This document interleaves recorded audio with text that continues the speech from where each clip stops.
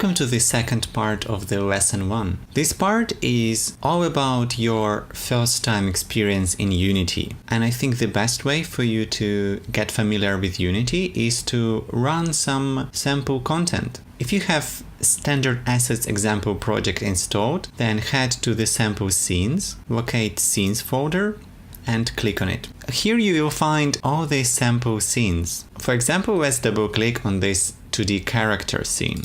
And to preview this scene, you press play. The game will run and you will have ability to move around, jump with the space bar.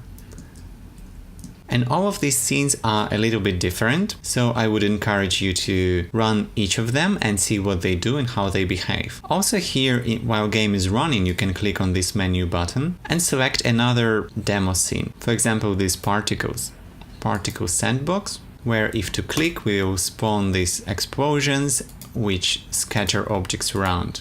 Okay, this will be your first assignment. Explore the sample content and remember that you can press play by hitting this play button at the top.